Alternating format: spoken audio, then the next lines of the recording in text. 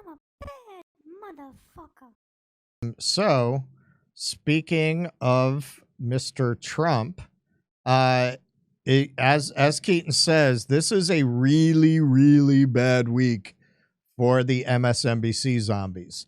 The Supreme Court seems poised to reject efforts to kick Trump off the ballot over the Capitol riot.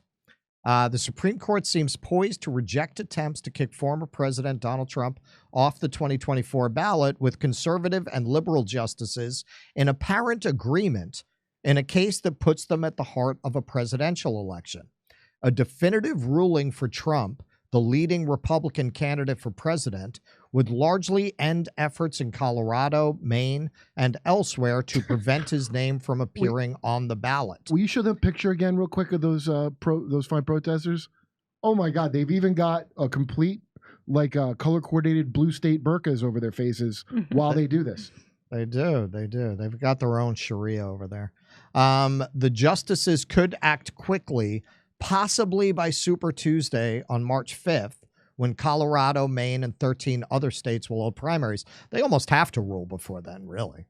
Conservative and liberal justices alike questioned during arguments Thursday whether Trump can be disqualified from being president again because of his efforts to undo his loss in the 2020 election to the Democrat Joe Biden, ending with the January 6, 2021 attack on the U.S. Capitol.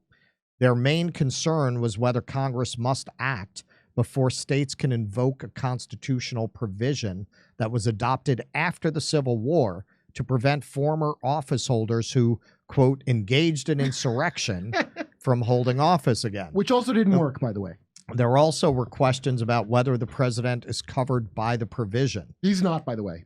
Probably not. In the first ruling of its kind, Colorado Supreme Court decided that the provision, Section 3 of the 14th Amendment, could be applied to Trump, who the court found incited the Capitol attack. But on a Supreme Court that prefers to avoid cases in which it is the final arbiter of a political dispute, the justices appeared to be searching for a consensus ruling, and the issue of congressional action seemed to draw the most support. Justice Elena Kagan was among several justices who wanted to know, quote, why a single state should decide who gets to be president of the United States. Colorado Solicitor General Shannon Stevenson is doing her best to convince the court that enforcing Section 3 is just as straightforward a job for states as enforcing on presidential candidates the Constitution's age limit of 35 years of age.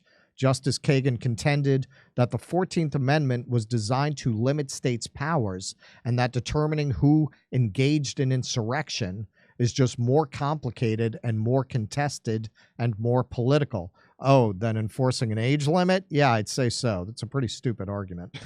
Stevenson argued that it's possible the question would be very straightforward if a candidate came in and admitted he was an insurrectionist. There'd be little contesting. Okay, so if my ass was my elbow. Okay, then... but did that happen here? No. So what the fuck are you talking about? Justice Alito asked about a persistent worry of justices that other states would retaliate by trying to disqualify candidates they didn't like. Stevenson argued basically trust the state's election and judicial professionals. Trust the science, Russ. From happening. Trust the science, exactly. So CNN had a little conversation about this, and it does not look like it's going to go well for Team MSNBC. We went into the argument saying how much of the argument is going to be about these off-ramps, how much is it going to be about insurrection. You know, Jake, by my count, we got 53 minutes into Colorado's argument. The very, very last question from Justice Jackson was the only question about the merits. Sometimes you walk out of oral argument not knowing what the court's going to do. Maybe the justices are asking hard questions to both sides. Sometimes you walk out knowing how this is going. And this really feels like 7, 8, maybe even all 9 justices for a very narrow holding that Colorado by itself can't disqualify a candidate for the presidency without touching what a federal court could do, without touching what Congress could do, without touching what states could do to members of Congress, to senators. And I think what we heard in the oral argument over and over again was justices from across the ideological spectrum, for better or for worse, saying this really shouldn't be up to Colorado. Of course, Jake, then the question becomes what happens next? What is left for enforcing the insurrection ban in Section 3 against someone who a lot of people believe violated it? He broke that to them pretty nicely. Yeah, He really that tried to was. make What's it- left? What's left? How is this for what's left? An election is what's left. Yeah. Right? If what he did was so egregious and so unforgivable that he shouldn't be president again, maybe trust the people to see it that way. That's called democracy. Well, Forcing they him off don't. the ballot is not. Well, they don't. And then what's next? Yeah. Ever since he got elected the first time, which they still Right. deny. Yeah, That's exactly. the one And kind what of all this election is. denial This that's is all an permitted. extension of that, yes. Okay, I'll tell you right now, if Trump promises to have everyone on MSNBC crated up and sent to the Taliban, I will vote for Donald Trump. Well, You heard it here first. I will you're take my you're vote just From you're just Cenk Uyghur because of his progressive bestiality stance and move to Donald Trump. If he- what's going on with that? I thought Arnold Schwarzenegger was going to join his lawsuit. Isn't that what he said? Arnold, I'm going to the Supreme Court. What you gonna do, brother? I'll bet there's more hope for that than this. Probably. He's reported to have said "fuck asshole." So far, I Get your ass to don't think Mars. he's joining the suit. Yeah, no, it's interesting because they're so in that frame of mind. They take it so much as a first principle that the voters can't be trusted because Donald Trump was elected once. It can't. You can't trust it to democracy. Well, what other avenues can they take? Congress, like it's just a baseline Everything but democracy. assumption that now you have to look at other legal maneuvers you could use to get them off the ballot.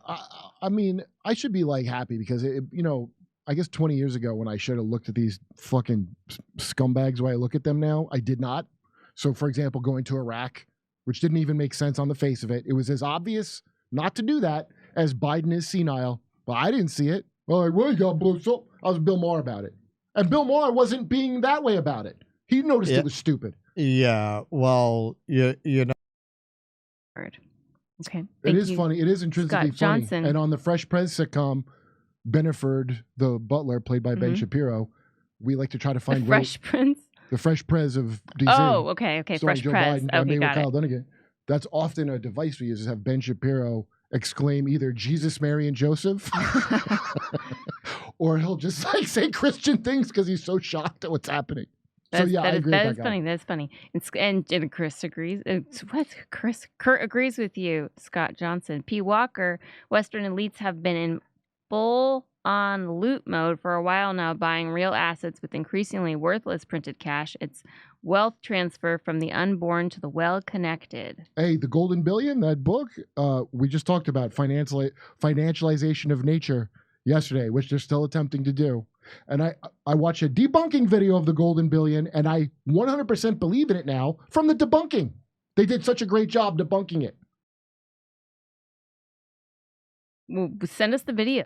I sent it to Russell, but he tried to suppress it because Russ, why are you suppressing this information? I'm working for them. he didn't want you I'm to hear it. working for them. Like his precious Oh. Jew tunnels. How do you think I afford all of these wonderful All those t-shirts? right. Oh, That makes I forgot perfect my sense. LGBTQ CIA shirt I was going to wear. Oh, I forgot. I was so, going to wear well, that you to got the to show. get in on that cash, man. And that was a good gift that you got, Kurt. Yeah, who sent it again? It was great. I love it. Oh, I can't think of the name. Steph would know their I name. busted out for special occasions, but I wanted to have it for Friday. I apologize. Back to Russ. Okay, so this is one that was broken by Matt Walsh. Now, I have followed his reporting on gender theory for quite a while, and I have always found his reporting to be reliable. And for a trans man to come out that brave and talk about it, I really respect him. He is the literal beard. He does look like a Matt lesbian, Walsh. got hormones and grew a beard, or is wearing a he fake is beard. a literal beard. So breaking, I've obtained internal footage of senior officials at the FAA's Flight Program Operations Division, which is responsible for all aspects of aircraft operations, workshopping a plan to reduce the number of white males in aviation. Is it by crashing the planes? Well, that's what's next. So the footage begins with FAA Acting Deputy Chief Operating Officer Angela McCullough saying more workers need to go from ramp to cockpit. Is that like ass to mouth? Meaning she wants to see more baggage handlers become airline pilots. Me too. Yeah, no, I mean, because the way And- they handle the baggage is so delicate. Wait, why can't Joe Rogan talk about ivermectin if you could do that? All right, so let's see them discussing how they're going to diversify the pilots by promoting people up from baggage handler. And we're looking at that, but we're also looking at really a need across the agency to recruit and retain a diverse population of folks. And as you mentioned earlier, how much that adds to the process. What do you think are some of the key points that we need to remember as we embark on this challenge going forward?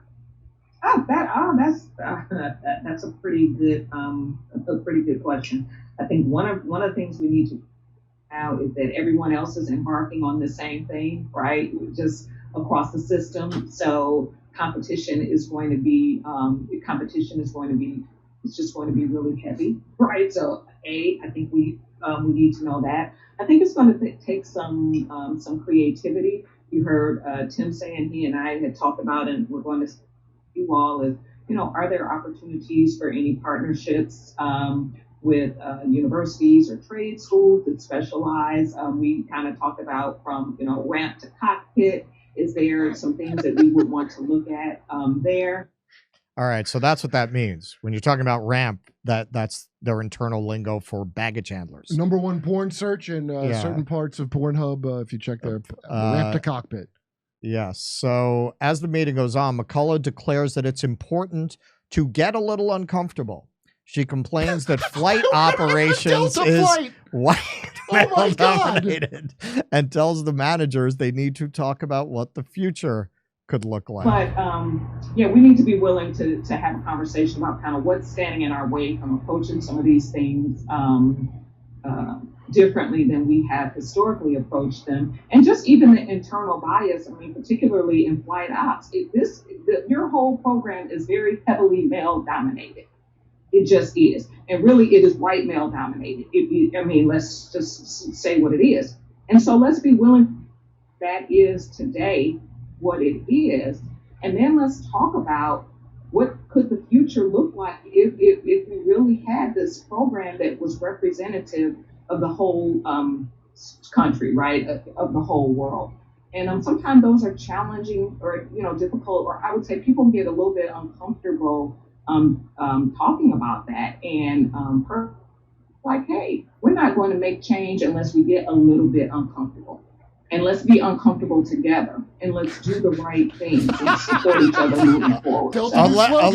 Unless our passengers, let's be uncomfortable together. Let's be uncomfortable as your plane plunges 3,000 feet Also, without warning. By the way, no one's uncomfortable to talk about this. In fact, people had no problem talking about this until it turned out they could have their lives ruined for not saying the thing this bitch wants them to say. And by the way, these white guys here are the biggest losers. You're sitting there. Is your job on the line, you white dipshit? Well, that's it. They know if they say boo in a meeting like this, they're gone. They're fired the next day. They should be. And you have one in the next clip who kisses up to this. I hope every one of them dudes gets replaced. This is the difference between equality and equity. Yeah. Equality, which I think we were working towards, would ask, why aren't there more pilots from diverse backgrounds? How do we find the best talent, but of more diverse backgrounds? Well, I mean, if you really diversified to, say, black pilots, it wouldn't be 50%. It would be 14%. Right. When you start imposing equity, it starts to become a question of, well, even if you don't have enough people who are talented in this area, you're trying to meet a quota.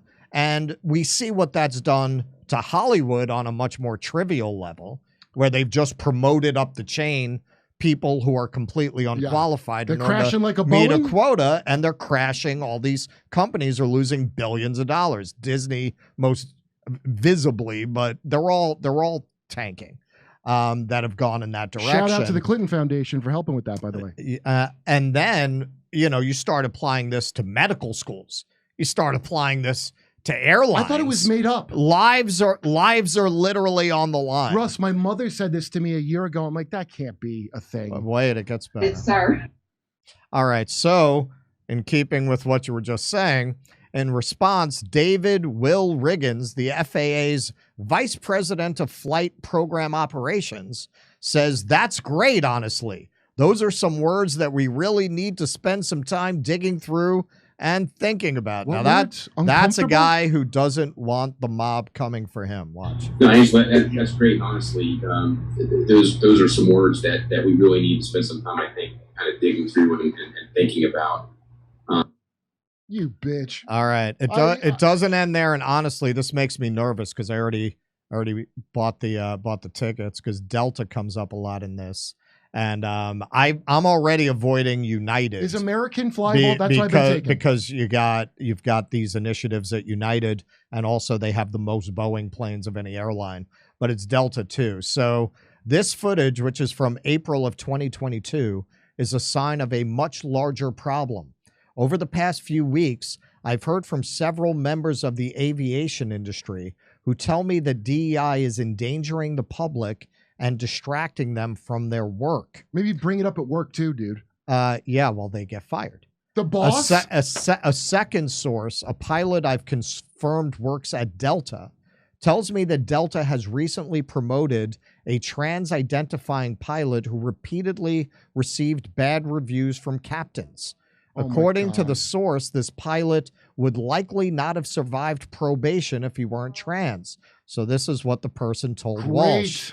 We recently had a transgender pilot repeatedly receive negative reviews during his first-year probationary period from captains he flew with regarding attitude, CRM. I'm not sure. Does anyone know what CRM is? I don't know. Can he still read to my child? Try in to the Google cockpit? that. Let's see what that is. CRM and judgment. Yet the chief pilot's office was unwilling to address the issue. Had this not been a transgender pilot, the individual would likely not have successfully completed their probationary period. Coincidentally, that CPO has a management pilot on staff who recently transitioned, who is able to weigh in on these matters. Oh my God. Okay, so here's a little internal thing from Delta. The source also notes that Delta routinely makes exceptions for trans-identifying pilots concerning grooming and behavioral standards. Internally, Delta has even published a lengthy guide for pilots who believe they were born in the wrong body. And here you can see the graphic, presumably for that guide, helpful steps for transitioning at Delta. I mean, could you be more on the nose about wrapping yourself in the flag of trans? Literally doing that in the picture? Literally. This is another one he has from somebody who works on military systems, talking about how this works internally.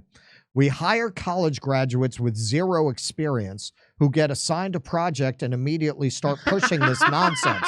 For context, I work in a field where my job is to design military systems for the warfighter, and I have to deal with new hires pitching me ideas about gender-inclusive seatbelts. Wait, is fat a gender now? I don't see how else seatbelts would come up. Oh, companies are made up of two types of individuals: those who eat, sleep, and breathe DEI, ESG, the pronoun in their email signature people. I gotta say, man, I have never known anyone who put their pronoun in their signature, who wasn't forced to do it to keep their job, who thought it was a good idea, who was not a fucking idiot. I know. Never. It's never. funny you say that They because are always fucking, anyone you know who does that willingly, like they want to do it. I wouldn't have them anywhere near me. Always. I wouldn't have, if I had employment for someone and I saw that, I would immediately disqualified. Absolutely. Kurt, there's a big part of why I haven't gone ahead to do any theater anymore, man, because you can't find anyone who's not these fucking people who are not these idiots. Yeah. I'm gonna be fighting with anyone I try to work with within 5 minutes. Yeah.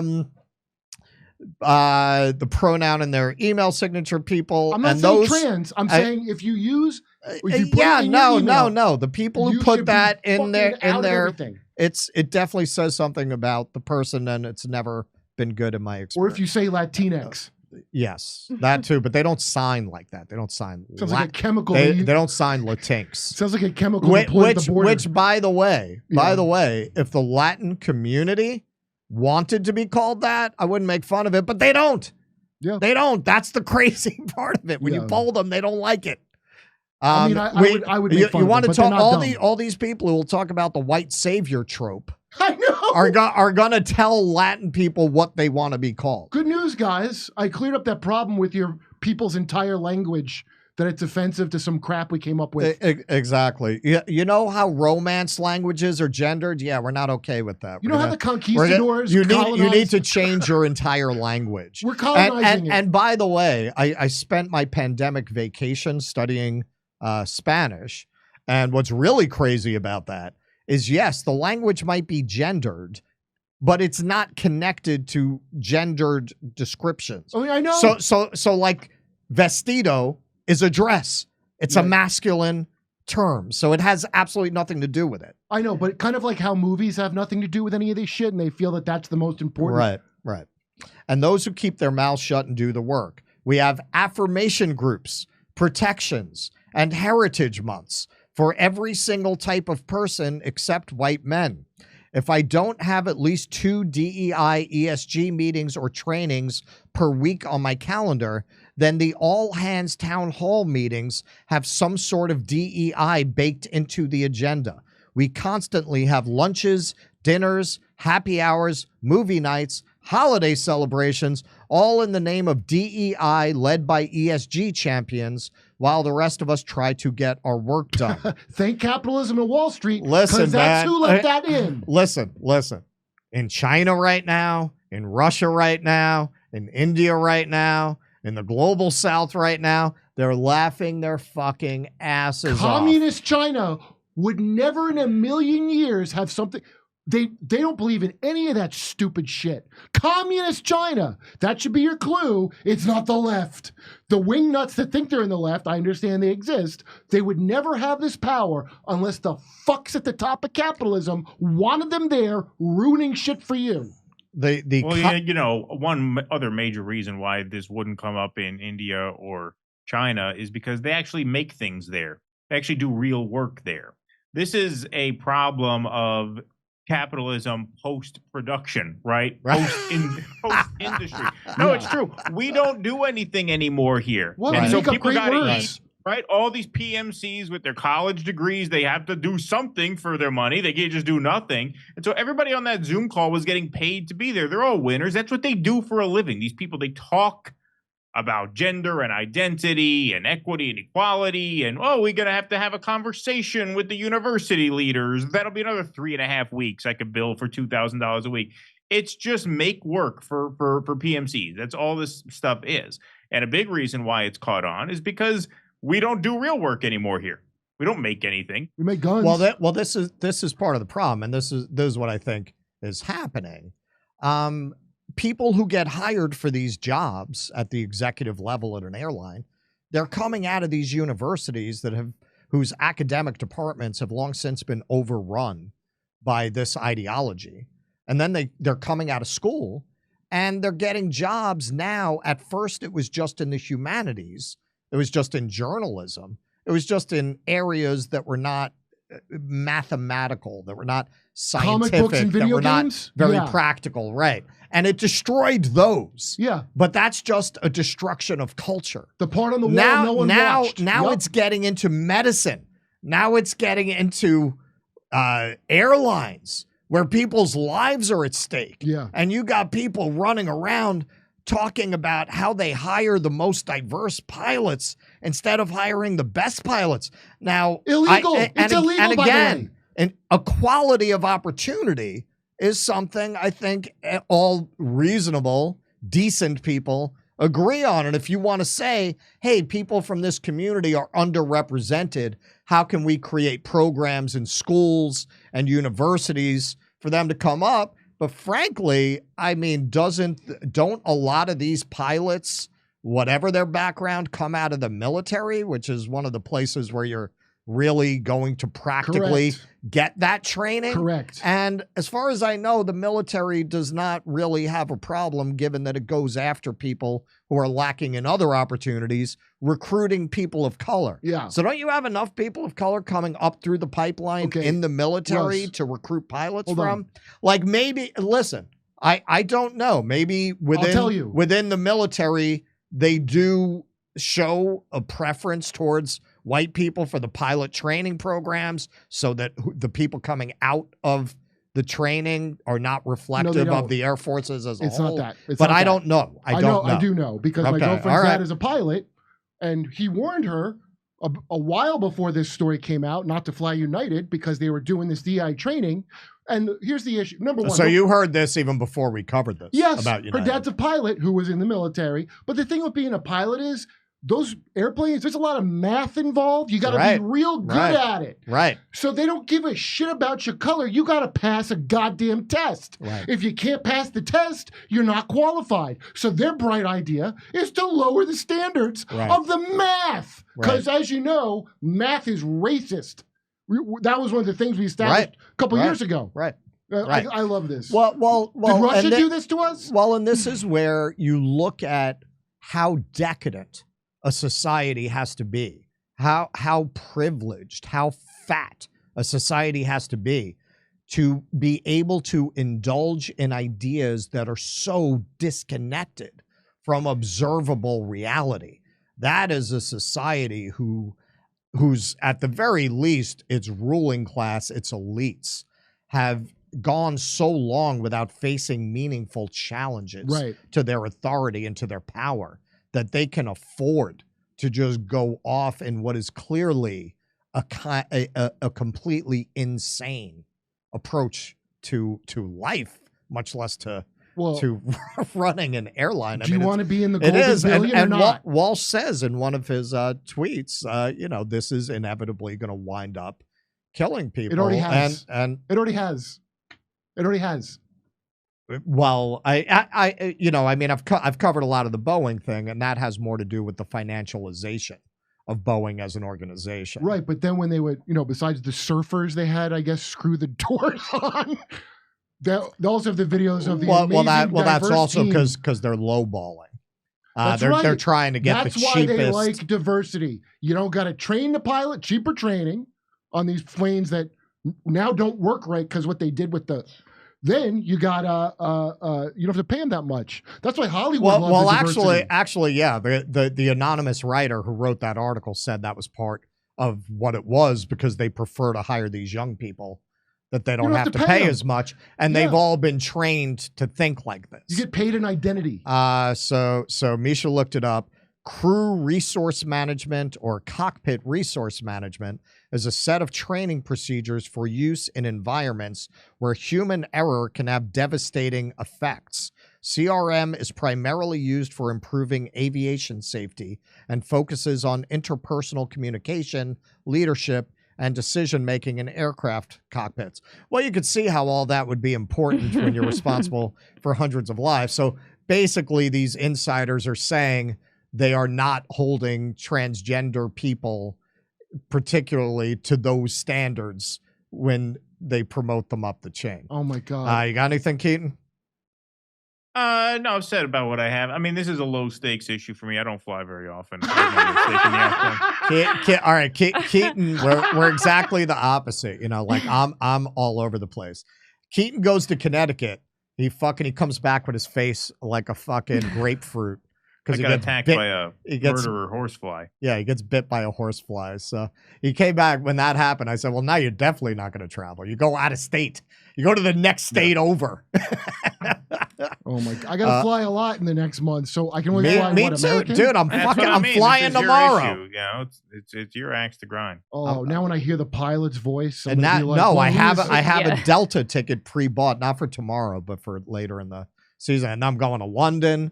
Yeah, man. I mean, we got to stop doing these stories. Well, just keep a lookout, Kurt. If the pilot can't decide which bathroom to use before they take off, then maybe reboot. Then I demand use another this flight. Yeah. All right, Misha, to you.